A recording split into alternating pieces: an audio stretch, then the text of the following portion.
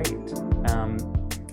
Good afternoon, or good morning, good evening, depending on where you're tuning in from. My name is Jack Chelman. I'm the Strategic Communications Manager for the Global Returns Project. And let me start by thanking all our excellent panelists for being here today. Thanks to our moderator, and thank you to all of you who are already tuning in. We had over 700 people register for this event, which is just phenomenal.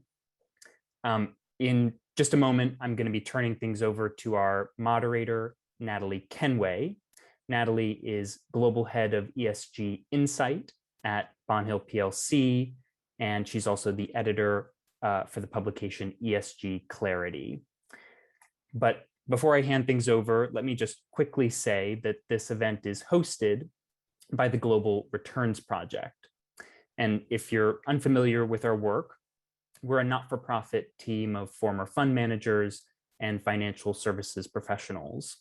We work with financial advisors and their clients to introduce what we call symbiotic wealth management. And what's that? Well, it's simply pairing your sustainable investing with what we call regenerative investing. And that's not-for-profit organizations tackling the climate and nature crisis. Doing these two things together and thereby adopting symbiotic wealth management is a really effective way of mitigating climate and nature-related risks to your portfolio. And it's also just an effective way of doing the most good with your finances. I'll make one last point before turning things over. Our experts at the Global Returns Project have assembled a portfolio of some of the best regenerative investments, some of the best not-for-profits tackling the climate and nature crisis. Allocating to that portfolio is the easiest way to adopt symbiotic wealth management. So you can learn more about all that and allocate today on our website, globalreturnsproject.earth. And financial advisors, we'd be particularly excited to talk to you about helping your clients adopt symbiotic wealth management. Please do get in touch.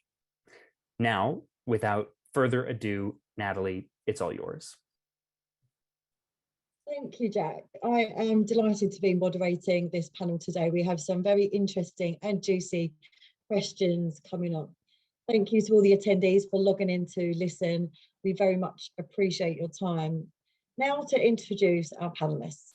So first of all, we have Sasja Beslik, former Managing Director and Head of Sustainable Finance Development at Bank J. Safra Sarasin. He has been called the world's most influential person in green finance. We also have TARIQ FANCY, former CEO for Sustainable Investing at BlackRock. He has become the leading global critic of green investing, describing it as a deadly distraction. And we also have HARRIET LAMB, CEO of the climate not-for-profit Ashden, and former CEO of Fairtrade International. Over her long career, Harriet has helped reform markets and championed non-market climate initiatives. But first of all, we have a brief video introduction from Sardita Helm, a professor of economic policy at Oxford University, an author of a number of influential books. Most recently, this includes the book titled Net Zero, How We Stop Causing Climate Change.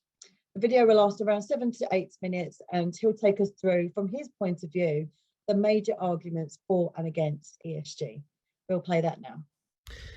Is ESG greenwash, or is it a crucial part in the attempts to address the great environmental challenges of our time?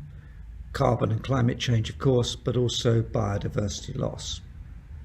Well, at the macro level, at the widest level, we have to appreciate that these great environmental challenges are all global, and they won't get solved by unilateral action by particular countries, particularly smaller countries in Europe and in the developed world. You know, the answer to these problems lie where the great bulk of population lies, and where the great future economic growth lies, and that's in places like China, India, Africa, Latin America, and a host of other emerging countries. These are the ones that are going to determine how our future develops. So we have to find a way of doing this in global partnership. And that means we need global funding and global finance. We can't get away from those requirements. When the Indian Energy Minister said relatively recently that, you in the West put all the stock of carbon up in the atmosphere, and now you want us to forego economic development in order to allow you to benefit from holding down global warming, that's just not fair. That's just not right. And it's not doable. So there has to be global finance. There has to be global funding. And indeed, that's amongst the most important dimensions of the great COP conferences. So it has to be done. And if we look at the doing of it, it's not all going to be government to government and state projects. The private sector, companies, have to step up to the mark. They, after all, are the parties that do the economic activities which make up our economies, and with them the pollution which we now need to address. So it's all up there for grabs, and companies have to address this. And of course, companies aren't some amorphous arm's length institutions that we can somehow insulate from us ourselves, because they exist for us to deliver stuff for our benefit. And companies are made up of a host of different parties and stakeholders, including, crucially, the investors, the providers of funds and finance to these businesses. And rightly, the emphasis is on them, the investing institutions, the owners of businesses, to ask questions about whether the companies they're responsible for are behaving in an environmentally benign, a socially benign, and a well-governed way. So, in some sense, there's nothing new about ESG. Of course we need to ask those questions, and of course they need to be addressed. But getting from the idea of ESG to delivering good outcomes is a big step. And what's required in that step is to be very clear what we mean. And I'm going to concentrate on the environmental bit because that's what climate change in particular is all about. So what would being a good steward be? If you're an oil company and you produce oil and gas, which you and I use in our houses, in our cars, etc., or most of us do, it's 80% fossil fuels of world energy. Are these companies beyond the ESG pale because they're involved in fossil fuels, even though you and I buy the fossil fuels? Or are some ways of producing fossil fuels better than others? You see the difficulty. It's easy to say, we'll just cross out anyone who does fossil fuels. But that's 80% of the world's energy. And who do you want to leave it to? Why do you want to do that? So you want to get out of fossil fuels, but that's a public responsibility about carbon taxes and policy, and then companies need to work out how to play their part in that transition. And a big part of this is the offset business. The idea that essentially companies who have hard to abate emissions can turn to the natural environment and CCS to sequestrate their carbon. But when it comes to the natural environment, this is a fantastic opportunity, but also a pretty big challenge. What constitutes a genuine carbon offset? What's the counterfactual? What would have happened if you didn't plant the trees that you're going to plant? Don't we need any way to do the sequestration? Isn't this a bit like buying religious indulgences? Oh Lord, I promise not to sin too much in the future, but could you just buy me a ticket for forgiveness in the meantime? And I can see why many environmentalists are very concerned about the idea that we can have a license to carry on polluting if only we plant enough trees. So you have to have a baseline, you have to have a counterfactual, you have to have accreditation of the actual carbon sequestrated, you have to do the capital maintenance to make sure that what you're engaged in is actually going to deliver. For example, it doesn't burn down, and you have to make sure at the end of the process the carbon is locked away and not simply, for example, turned into pellets and burnt in power stations. And this is the final bit. Who do you trust to ensure that this accreditation is good and proper and not just going to be what corporates might like and therefore underpin greenwashing? Do you trust another for-profit company, or do you trust an NGO, of course with their own interests, or do you trust a impartial not-for-profit business to do this? This institutional question matters because there are no straightforward and simple, international protocols for this stuff. Carbon offsets are heterogeneous. Each circumstance is different. It's not possible to have simple rules like in emissions trading schemes. So, core role for adjudicators, certifiers, parties with genuine, clear independence and impartiality to see what happens. The opportunity is enormous. We could massively, through the corporate sector, improve climate and biodiversity performance. We have to do that, and we could use this process of ESG to get us there. Or it could be a massive excuse for greenwashing, delay, and we cannot afford the delay going forward. So that's the choice, that's the opportunity, that's the parties, and that's how we make sure that ESG is not the greenwashing that much of it currently is. Thank you very much. Thank you. We are very grateful to Professor Helm for kicking us off with that ESG overview. Now that we've heard his perspectives on sustainable investing, I'd like to get the views from our experts on the panel. I'd like to start with you, Sasja. You're one of the world's most influential people in green finance, but in a recent newsletter, you wrote that the greenwashing we are facing today is rife and that ESG funds do little to drive change. Why, despite this apparent pessimism, have you stayed so meshed in sustainable investing?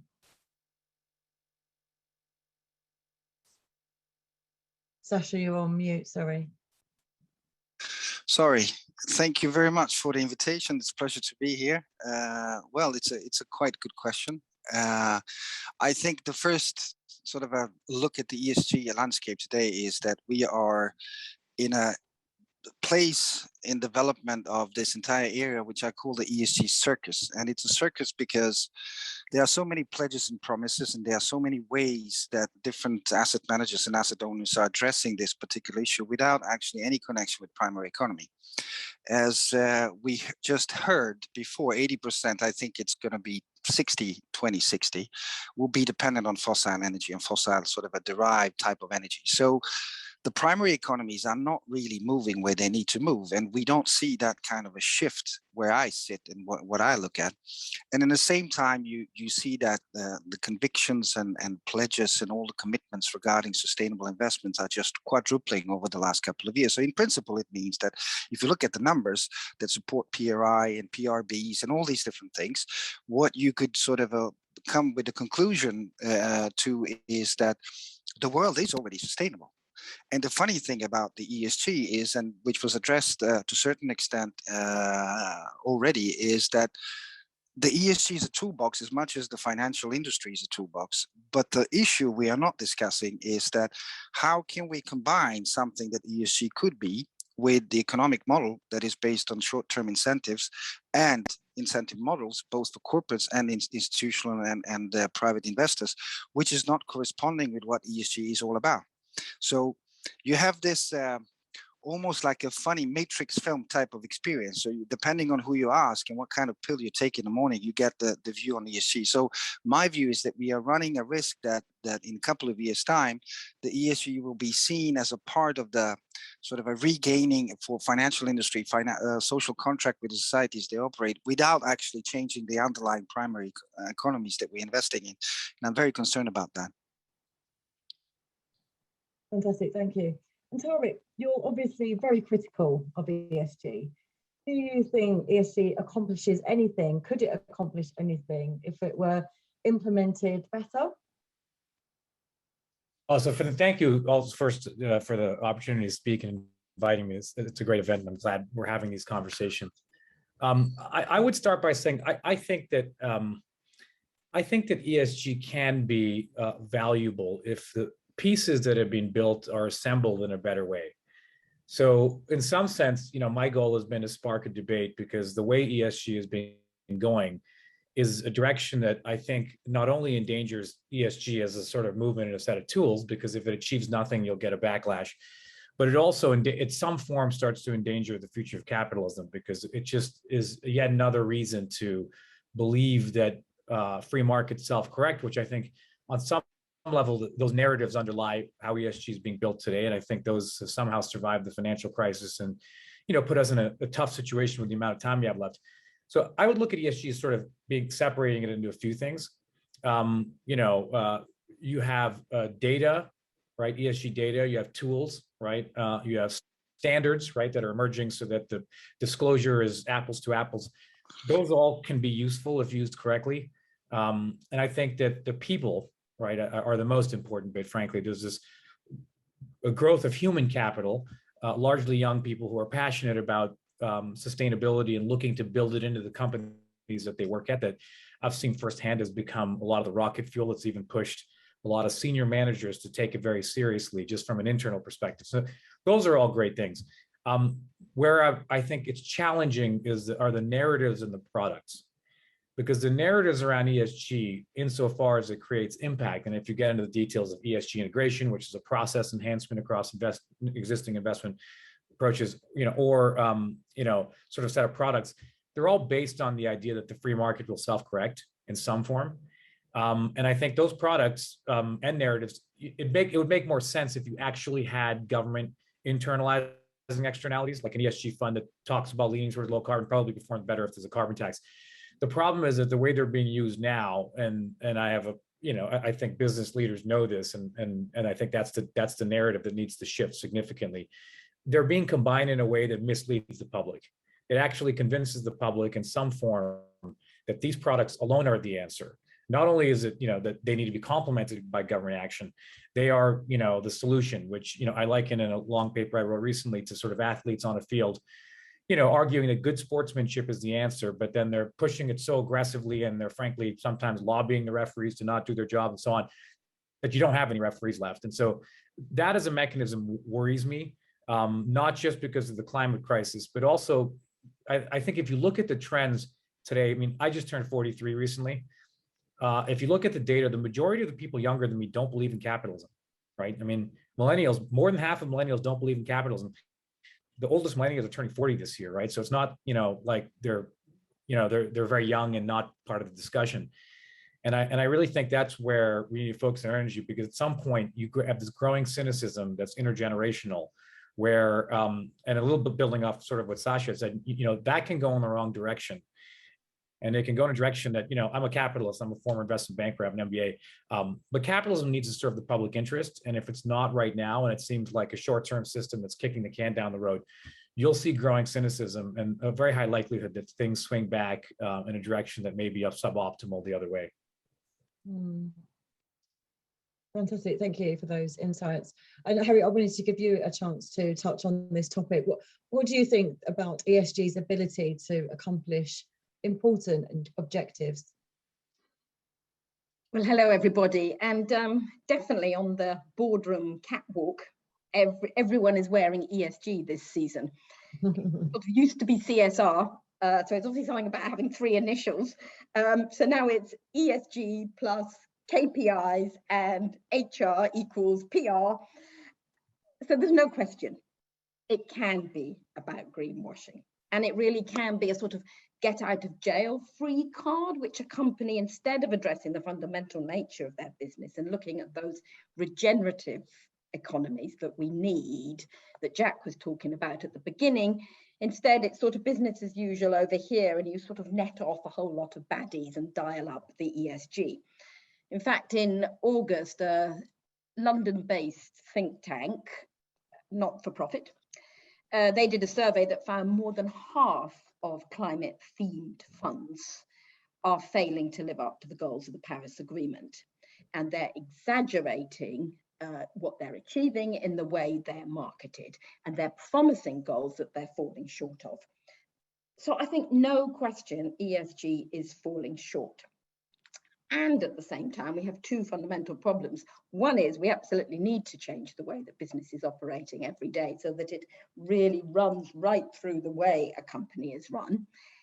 And at the same time, there's another problem of where have all the trillions gone? I mean, when I read all about all these investments literally running to trillions on the one hand, and on the other hand, we at Ashden work, like the Global Returns Project, all the time with people right in the front line of climate innovation. Fantastic. They might be community-based, they might be small startups looking for money and unable to find the money they need, either to scale up or to replicate what they're doing. So something's going wrong somewhere. Just to give you one example, there's an amazing work being done there by the United Nations Development Programme in Yemen, a country that comes right down at the bottom of all the indices from poverty and availability of food through to gender equality. And they're working with young people and a group of women just 20 kilometers from the front line of the fighting, and helping those women get trained in how to run a solar energy business. And so now this group of women, they were graduates who were then unemployed and all struggling with the fact that the diesel is controlled by gangs and the price is skyrocketing. Instead of which those women were trained to come together to form a cooperative in how to manage solar panels. And now they're selling energy to their community. So the shop can run a fridge and keep food fresh so that people can have lighting, they can run sewing machines, and the women themselves are also making money. So it's tackling both at the same time, climate change and inequality. There are so many amazing initiatives like that that need funds. And so we have to find a sort of organized, structured and collaborative way to connect them with the money that people want to invest. Yes, we're familiar with the projects the UNCDF carry out. We work with them quite closely on ESG clarity, some fantastic initiatives going on there. Okay, I wanted to come back to TARIQ. An important element of your ESG critique is that ESG just isn't effective, is actively harmful, and that it's, quote, and I wince when I say this, like selling wheatgrass to a cancer patient. Can you explain what you mean by that? Yeah, so ESG for the most part, the simplest way to think about it, at least at a place like BlackRock where I had worked, which, you know, my message is not specific to BlackRock, it's sort of the issue, this systemic sort of message, but it either takes the form of ESG integration, which is this promise that in existing and traditional investment processes, people will start to think about ESG data more.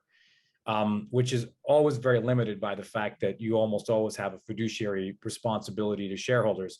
And so you have to focus legally, and the financial incentives are aligned around dollar values, not, you know, social values. And then you have a set of new products, right? And those would be, you know, so at BlackRock, it'd be $9.5 trillion as ESG integrations, everything. Then you have new products that specifically target some sort of ESG outcome alongside financial return, which would be green bonds or ESG ETFs or whatever. And, you know, I think the challenge is that there are products that have impact, but they're a fraction of them. They're like sort of private climate tech VC ventures that, you know, you can see they provide fresh primary funding to innovators, you know, who, if they didn't have that, wouldn't be able to create the kind of innovations we need, sort of along the lines of what Harriet had just referenced. You know, and so those exist, but but they're actually quite a small section of it, because the vast majority, and I saw a question in the chat, correctly points out that they're mainly public markets, right? So the public markets, there's not a great mechanism to say there's any impact being created, because there's trillions of shares publicly traded. If you hoover up a slightly different basket that's a tiny bit more green, so you can sell it to a socially conscious investor at a higher fee, that not only doesn't create impact, that and the big promises around ESG integration, which create no measurable impact, create the impression amongst people that we're doing something even if we're not. And so, when I left BlackRock, I thought it was like giving wheatgrass to a cancer patient, because I'd come to the conclusion from the vantage point I had that there was really little to no impact out of any of it. People meant well, but there was no argument to how can green investment be bad, right? I mean, it was an oddly counterintuitive argument. The worst it can be is harmless. And then after I left, I looked and saw that, number one, it was starting to become clear that it's delaying the impetus for government action. And we know that the most important changes we have to make in the climate crisis, don't believe me, believe sort of Nobel Prize winning economists have been saying for decades, are price on carbon and really policy reforms at the government level. This seemed to be actually weakening the political foundation by feeding a set of narratives that I would argue emerged in the 1980s in the Thatcher and Reagan era, sort of that, the free market will once again come to our rescue, and was lessening the impetus for real government change. And so I changed the analogy to, it's like giving wheatgrass to a cancer patient. And then you realize that the cancer patient's delaying chemotherapy because of this wheatgrass, right? And at that point, it's difficult to make the argument that it's harmless. I think the one other thing I would say is that, the other reason that I think it's important to have this debate now is that we're coming out of, the end of a crisis that science told us that, listen, we have to flatten a systemic curve, and we have to do it quickly, right? It's the infections, the COVID-19 infections curve. We all contribute to it. We're all impacted by it. And we saw very quickly that business leaders understood when the incubation period's a few weeks long, that we need government action, right? You couldn't leave it to, the free market to figure it out. You needed governments to restrict travel, close schools, do a bunch of things that frankly, most people didn't really want to see happen, right? I mean, except that we knew it was necessary.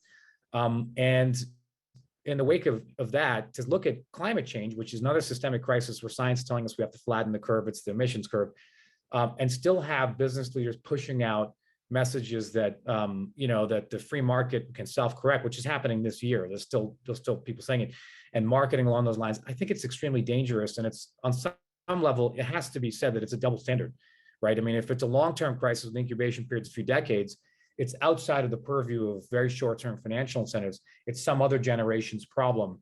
And so you see, the system really kicking the can down the road because, frankly, it's cheaper to market yourself as being sustainable than to actually make the long-term investments to build that into your business model.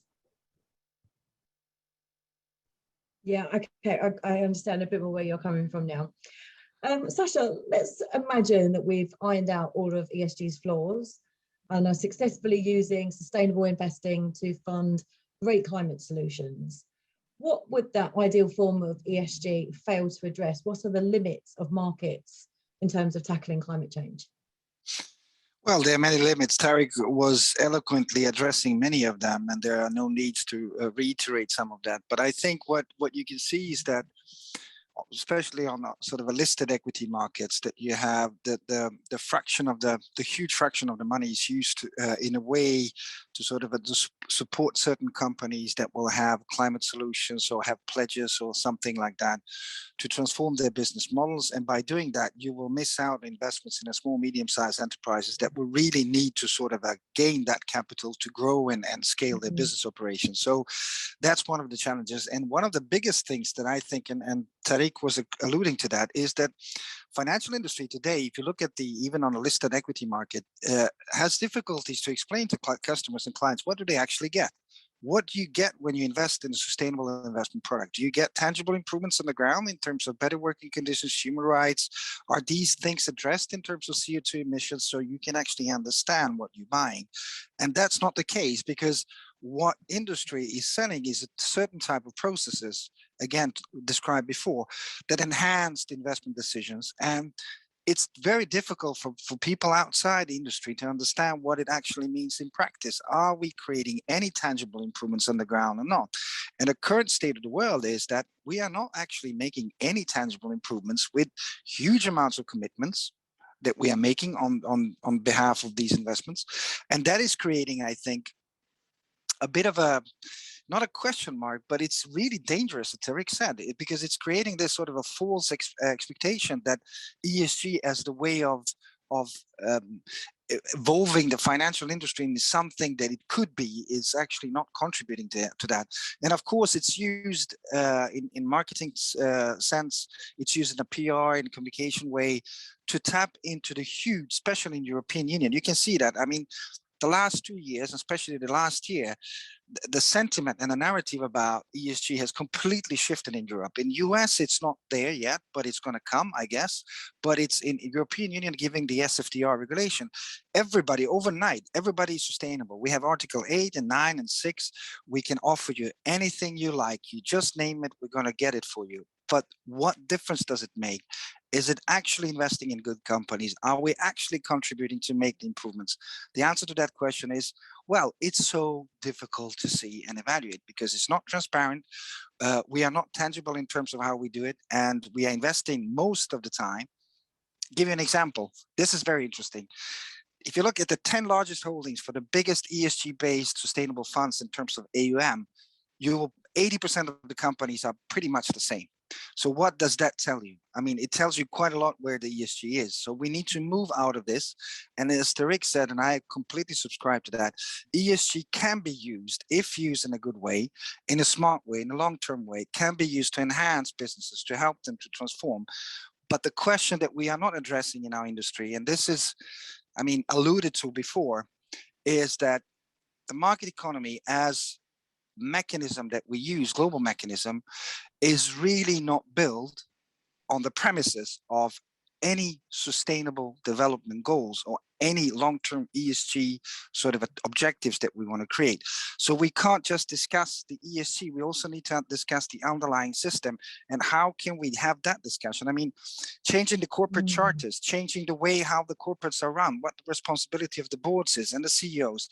I mean, this is explosive discussion, but in Europe and especially in the US, giving the fiduciary duty, it's almost like we are not even discussing the elephant in the room. We are trying to address climate change as a consequence, you know, the bad working conditions are a consequence, all of these things. But that's something that we really need to have a discussion about. And ESG opens up for that discussion.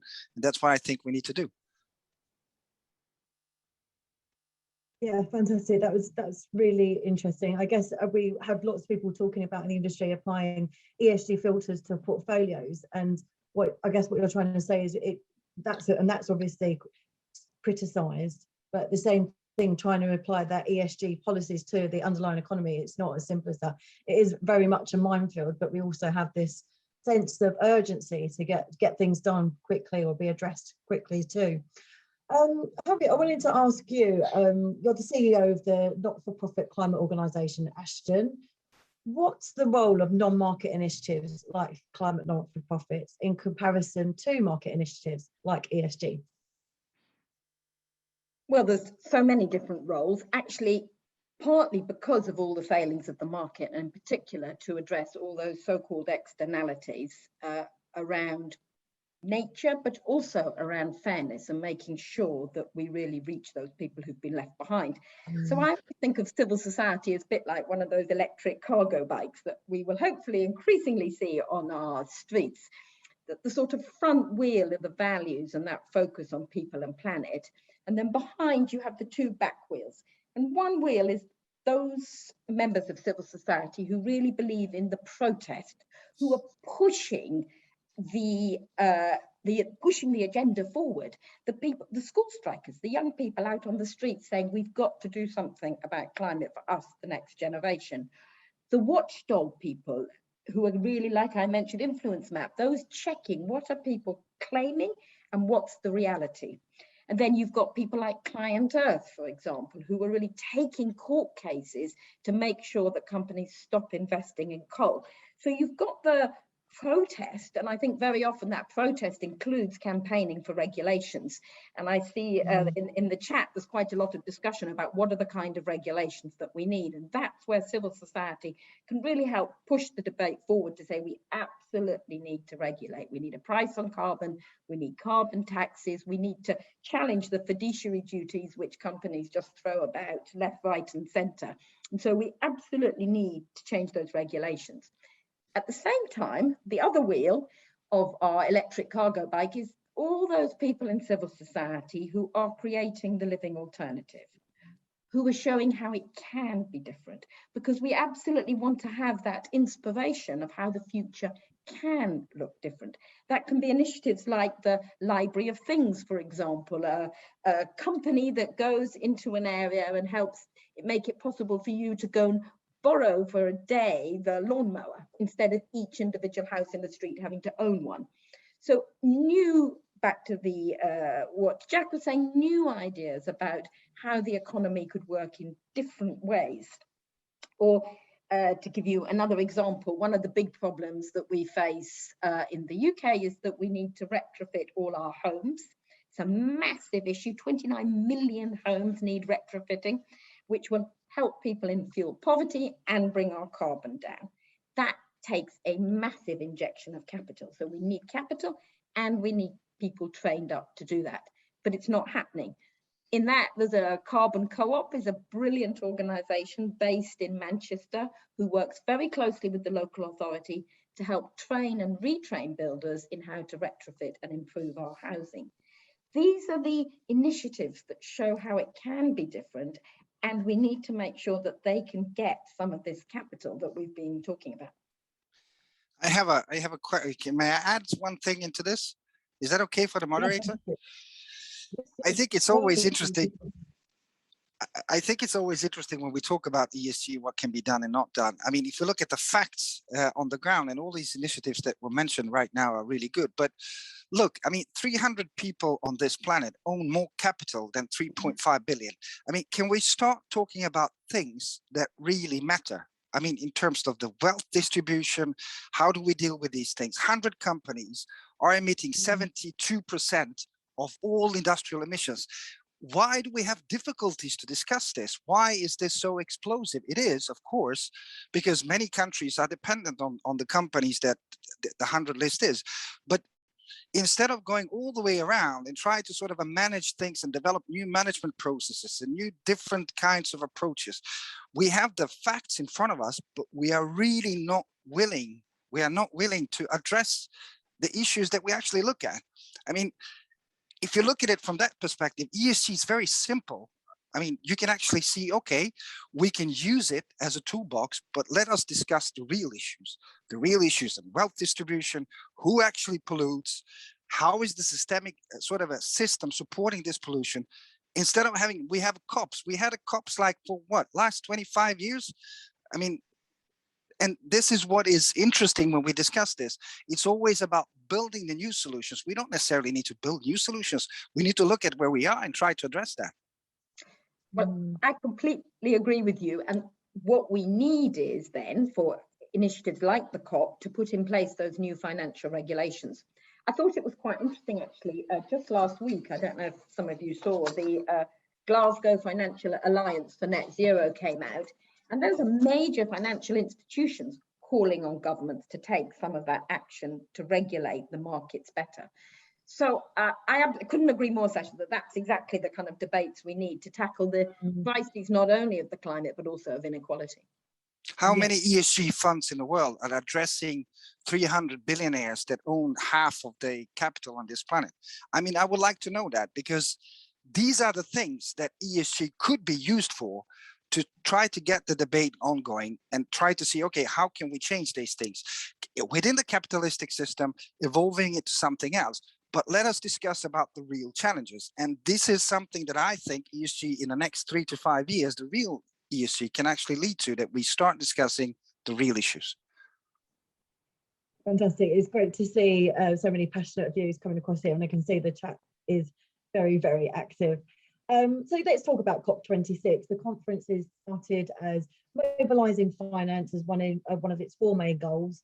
The private finance side of the initiative is specifically focusing on building a system that mobilises private finance to support the re-engineering of our economies for net zero. TARIQ, maybe you can talk about your opinion and how COP26, if at all, can effectively address the many challenges that we've articulated today with effective sustainable investing. I mean, I think it's as simple as the narrative needs to switch from the 1980s nonsense that somehow still lives today and move to one where governments actually do their job and lead. There's an interesting point here. I've talked in a few places and people will say, what do you mean the markets can't be part of it? The private sector, of course the private sector markets have to be part of it. I mean, I don't say that because, again, I'm a former banker, so I assume that, sort of ipso facto, but it's, the private capital is most of the jobs and the private sector is most of the capital, most of the jobs in the economy. So it has to be part of it. The fundamental question is, how do all these companies and all these billionaires and all the people who are touching the levers of, is this product circular or not, or is this recyclable, or is this emitting, or all the other things that affect the outcomes we want? The people controlling those levers, is it mandatory compliance or is it voluntary compliance? And the nonsensical idea about ESG and the whole free market self-corrects bit is the fact that it's being made into voluntary compliance. Every year there'll be more pledges and they'll be like, oh, more people said that we're going to hit net zero by 2050. And I'm sitting there thinking, like, half the CEOs are saying this, like they're going to be 100 by 2050, right? Like, it just doesn't make any sense. There are near-term things that can be done. If they plan to be net zero by 2050, then why are they lobbying on the side to prevent climate legislation, right? Why are they marketing us so aggressively to convince people that stakeholder capitalism is the answer and that business is the only regulation? The biggest challenge I've seen in the markets is, because I started my career as a distressed investor, we occupied the part of the market where no one else would go, as bankrupt companies, out of favor companies, and we would pride ourselves on that. We'd say, listen, these are inefficient markets, and that's where you get outsized return and you beat the market. And so as people started going towards sort of ideas like divestment is the answer, I thought that doesn't make any sense, because someone else we would have bought it, right? We would buy it and we get more capital from CalPERS and Stanford and all our investors and invest in it. Didn't make sense. And generally the system itself works according to profit, right? So if you don't want, if you don't want something to happen in society, I always joke that, you make it illegal, right? Because if drug trafficking was legal tomorrow, I guarantee you Goldman Sachs would be in Mexico like 5 seconds later, pitching the Sinaloa cartel on the IPO. I bet, yeah. And as soon as the IPO is finished, they'll probably turn them to the heads and say, oh, now that you're rich, have you met our wealth management division? That's not because they're inherently bad people. That's just the way the game works. And everyone in the industry knows that, even if they whisper behind the scenes that yes, but they know that that's how it works. They don't get where they are by leaving money on the table. And that's why it has to be mandatory compliance. If you actually put a carbon tax in place, to answer your question on COP26, you'll suddenly see an avalanche of capital flying more towards green alternatives, because you've effectively closed a loophole, right? Where it's kind of like players on the field, they're playing dirty. The referees are enforcing and closing that loophole. Now they have to find a new way to win. And people will find a way to win, and they'll find a way investing in a lot more things that we need. But all we've done is follow economic history that's existed since Arthur Pigou started talking about externalities 100 years ago and said, let's internalize them.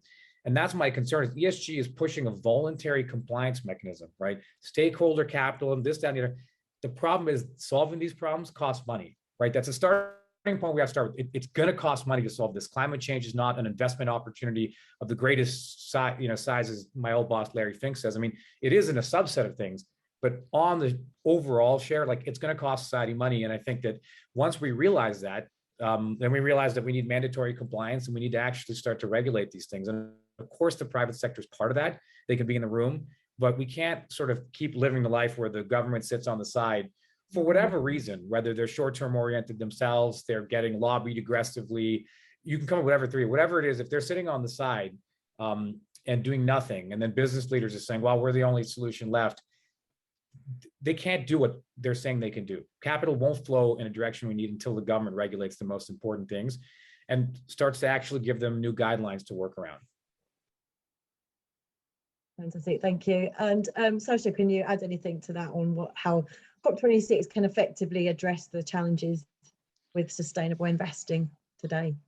Look, I think it's very nice that we have a COP, the Congress of Parties and all of these things, and we've been having them for a number of years. And I think it's also interesting to see that suddenly now you have a lot of banks participating and a lot of financial institutions coming in. When, 10, 15 years back in time in Copenhagen and Paris, that was not the case. So something is changing. It's quite obvious. And I think it's going to be interesting to see what they can come up with, because all of the pledges that have been made so far, none of them is actually supported by a primary economy sort of a change and transition that is really not taking place in that pace.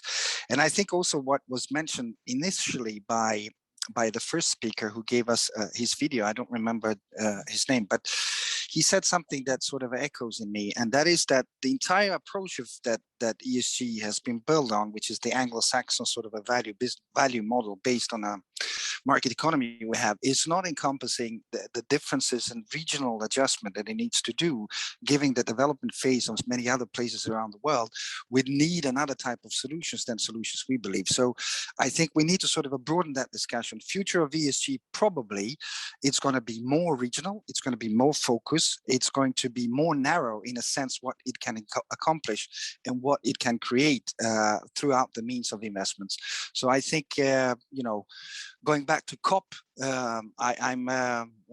my expectations are, of course, always in every COP that we get the agreement on a global CO2 price, because that will, as TARIQ said, change in many ways the rules of the game, but also I think points out that the market economy is really at the stage in relation to the systemic climate change challenges without being able to address them, without being able to use the toolbox. We need, what TARIQ is saying and many others is that we need to increase regulation, and that's very interesting.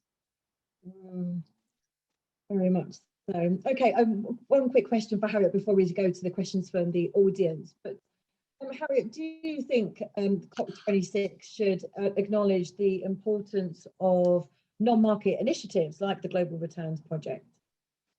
Oh, absolutely. Clearly it should. And that's in line with all the discussions we've been having, really. But it can't duck the bigger question. So it absolutely needs to take account of the non-market initiatives and support them and all that non-market initiatives can do to tackle the issues around inequality and climate change and nature-based solutions. And it needs to grasp these nettles about what are the mandatory regulations that we need for companies. Is it about carbon taxes and carbon pricing?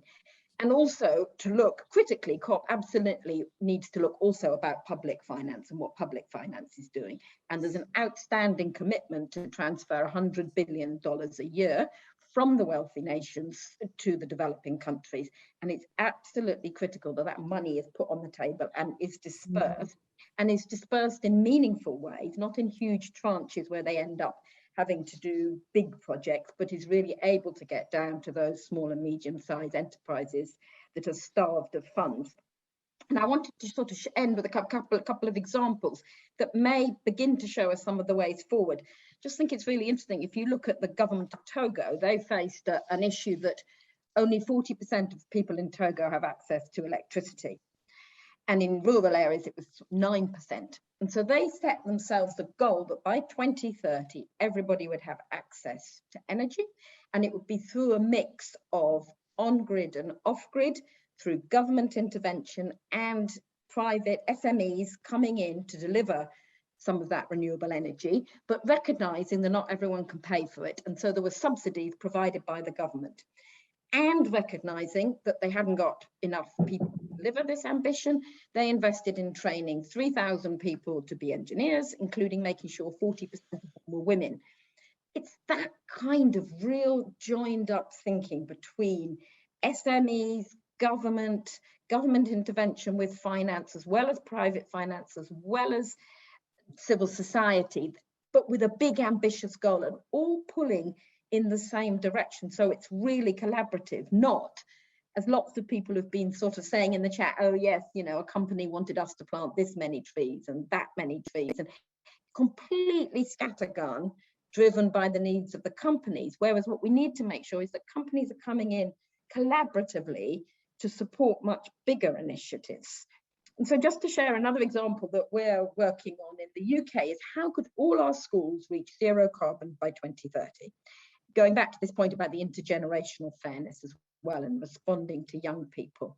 And again, that will take a mix. It will take a mix of civil society helping to shift people's behavior so that they're more ready to walk or cycle to school, as well as government really providing the regulation and the finance so that schools can, for example, retrofit their buildings to help make them zero carbon. And it's that combination all the time of involving people, going right back to what TARIQ and Sasja were saying at the beginning. We have to take the public with us on this major journey of change to a more regenerative economy. And the more we can find those collaborative ways to work together to achieve that, absolutely the better. Yes, collaboration is something that has been talked about increasingly this year, and we're seeing a lot more of it in the investment and management industry, which is encouraging. Let's take a question from the audience now. So Alexander Thomas asks, isn't the problem less ESG and more that investing in public markets is an ineffective vehicle for driving change? Harriet, I think I need to come to you on that one. Yeah, I actually saw that one earlier. I think it's a really good question. I mean, again, ESG is ESG integration, which is generally, again, marketing, non-binding, and it's subject to fiduciary duty. And so you tend to see that it doesn't work that well. And then there's products. And I think Alexander's question is right, that the majority of the products today by dollar value are public markets products. Again, if you buy into that fund, the capital doesn't go towards the company. They've already sold the shares, already been traded.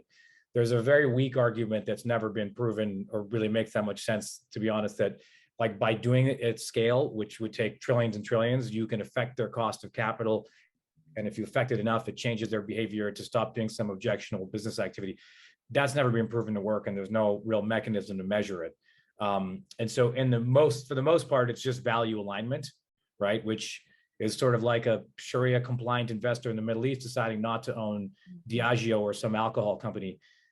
You know, I've had conversations with them before. They consider it ethical investing, but not one of them thinks that by doing that, they're going to stop, you know, people in France from drinking wine, right? They just know they're actively deciding not to partake in it, which unfortunately for ESG issues that are time sensitive, like reducing emissions, doesn't really tend to work. But there are a subset of ESG funds. And I think, ESG 2.0 to me would be more rigorous about being honest about the fact that there are some funds that do have impact. They meet the test of additionality, right? That by investing in it or doing it, you're creating some impact that wouldn't have otherwise occurred. But this is one of the challenges of space. Today, everything gets called, kind of ESG, and there's less of an understanding of what that is.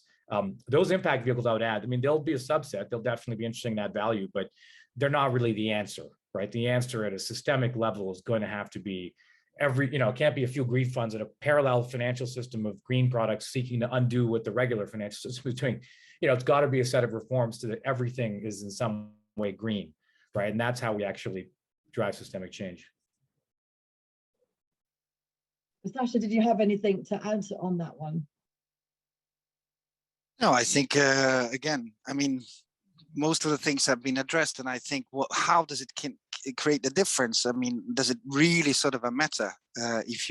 Most of the companies will do some sort of improvements for the reputational reasons, usually for the capital sort of things they won't, because as said before, the shares have been already traded. So it needs to be a tremendous sort of a faultiness by a company. If you look at the history, recent history, the Volkswagen and Dieselgate and all of these things, that will then implode the many of the other sort of ESG things, including, governance issues and so on. But these are on the rare occasion. These things don't happen very often.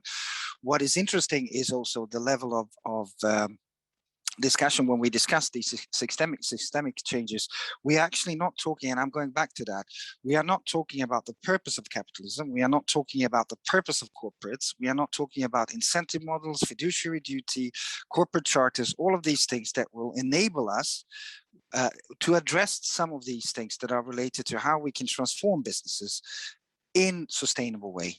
By changing, it will be good, going back to the COP, it will be very good if all the parties at COP could discuss how we can change global corporate charters for running businesses from sustainable development goals perspective. That would be a perfect thing for them to discuss. I would be very happy to hear about that. Fantastic. I think we've got time for one more question, but roughly around 45 seconds each, if my calculations are right. So how would the panel change incentive structures for fund and investment managers throughout the financial ecosystem? So how would you change incentive structures? Harriet, I'll come to you first, but yeah, a quick answer, please. Well, you've got to transform them, haven't you? I mean, fundamentally, they're working against tackling inequality and against protecting the planet. So I think you would just have to tear them up and go back to zero and start again. And actually, I don't think people should get incentives necessarily for this. I think that we're going back still to using the same mentality. It's got to all be about money and profit and making more people uber wealthy, when actually what we're trying to say is some people have too much money and have too much ability to damage the planet. And it's got to be a complete rethinking about also our responsibilities and our responsibilities to our community, to the planet, to the next generation. And I wouldn't rely on incentives. I would absolutely go back to the need for regulation. And we have seen some shifts. I think we have to be honest, we've seen some shifts in recent months. Really interesting. 3 things been introduced from the EU, including on taxonomies, which I see has been running as a theme, and we've got to build on those to go forward. Great, thank you. Sasha, I do want to take that one. How would the panel change incentive structures very quickly? I mean, I alluded to that before, and I have just one answer. I mean, the corporate charter's fiduciary duty are the center of market-based economies. If we don't change that, we can have as much CCS technique and as much forest and as much as whatever you want.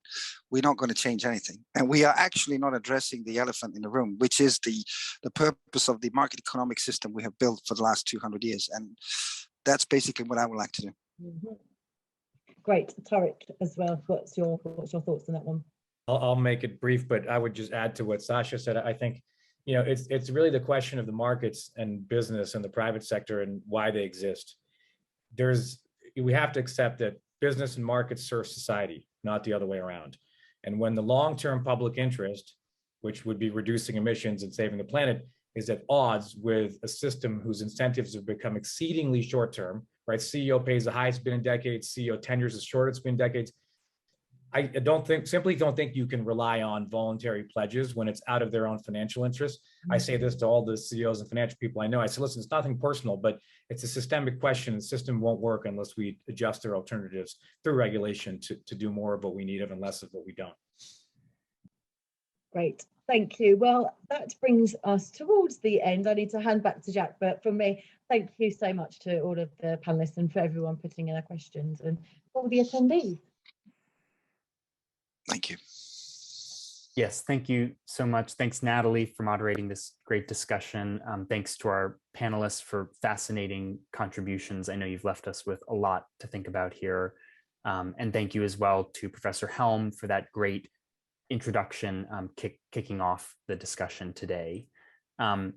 Just a quick final reminder that the event was hosted by the Global Returns Project. And as I mentioned at the start, we're a not-for-profit team of former fund managers and financial services professionals, advocating what we call symbiotic wealth management, working with financial advisors and their clients. So you can learn more about all of that again on our website, globalreturnsproject.earth. And again, financial advisors in particular, please do get in touch. We'd love to talk with you about helping your clients adopt symbiotic wealth management as well. So that's all we have time for today. Thank you again for this great discussion and have a great rest of the day, everyone.